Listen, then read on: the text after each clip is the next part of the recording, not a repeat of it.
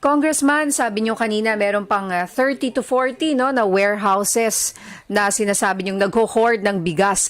Meron po ba kayong babala sa iba pang mga gumagawa nito, nagho-hoard ng sako-sakong bigas na ganyan, sir?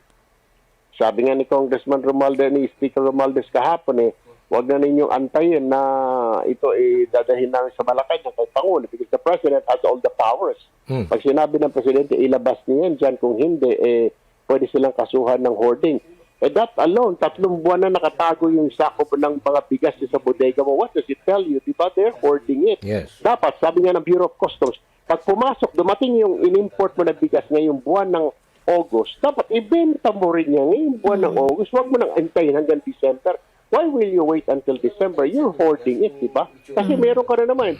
Pag naubos yun, mag-a-apply ka lang naman ng importation permit. Bibigyan ka naman kung talagang legit ka na importer. Bakit mo tinatago? Lalo na ngayon na tumataas ang presyo. Kaya dapat there is no sense kung iisipin natin, bakit mo tinatago ang taas ng presyo? Kasi kung nga, the demand is great, the supply is less, kaya tumataas yan. Basic economics yan, di ba? Pero supply of trade and isa nga ng demand is supply. Pero ito nga yung problem, nakatago nga yun pa lang, 202,000 sacks sa 3 bodega. Ang daming bodega niyan. So, ang estimate ng Bureau of Customs, meron tayo dyan pala sa 2 bayanan, over 1 million sacks na yan, ilang billion yan. So, pag nilabas yan, definitely, pag nilabas sa merkado, babagsak ang presyo. Definitely, babalik ulit sa 40 ang per kilo. Paring Aljo, partner linya. Economic sabotage yan, partner, no? Yan ang po pwedeng kaso ng Pangulo. Opo. Na sasabihin ng Pangulo, ilabas ninyan or kakasuhan kayo ng economic sabotage. Then mapipwersa lahat yan na ilabas. So, the President has the power. Siyempre, ang Congress doesn't have dahil trabaho ng executive yan. Sabi lang naman, si Speaker lang naman kahapon, natanong din, sabi niya, we're just trying to help the executive branch dahil marami ng problema and then we're trying to help in our own little way. Kaya nga, yung gano'n na may natanggap siya na info, so siya na yung kumusa, di ba? Pwede, ang isa pang nakakalungkot yan kasi, ang question ng mga kasamahan natin, mga mamamahayag kahapon, nasaan ba ang DA? May kasama ba ang DA dito? Wala Puro mga congressman yun nandoon kahapon, Bureau of Customs at saka Philippine Coast Guard ang nandoon. So the question is, may visitation rights din naman ng Agri, di ba? Department of Agriculture, may visitation rights din ang NFA. Where are they? Ito nga yung tanong dito paring Aljo.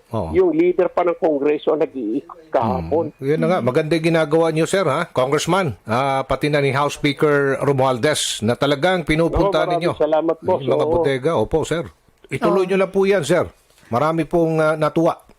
Opo. Maraming nagalit rin. May mga messages po tayo ngayon dito sa FB na talaga namang hindi nila masikmura na sila ay nagugutom at bumibili ng napakamahal ng bigas. Gayong ilang libong sako po yung nakita ninyo sa isang warehouse pa lang yan kahapon. Kaya nanggagalaiti itong mga doon sa hoarder. Doon sa hoarder na yon.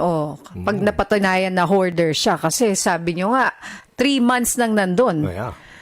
Kaya salamat marami po. Marami po yun. 3 warehouse lang yung partner ninyo. Sinilip ni Speaker dahil maghahapon na. So, there are 30 to 40 na warehouse ang hindi pa napasok. Pero binabantayan ngayon.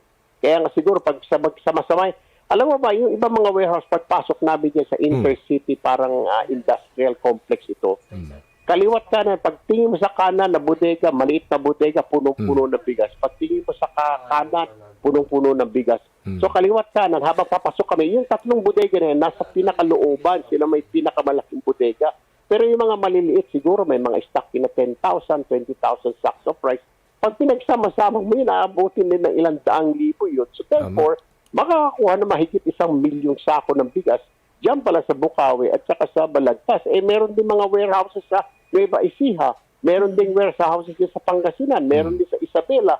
Pataas ng pataas, panorte. Maraming mga warehouses. So, there's no shortage talaga. Kaya talagang itong price increase na ito, man-made ito, ibig sabihin, talagang dictated by the cartel, dictated by the rice traders and mga importers, paring Aljo, paglagot niya.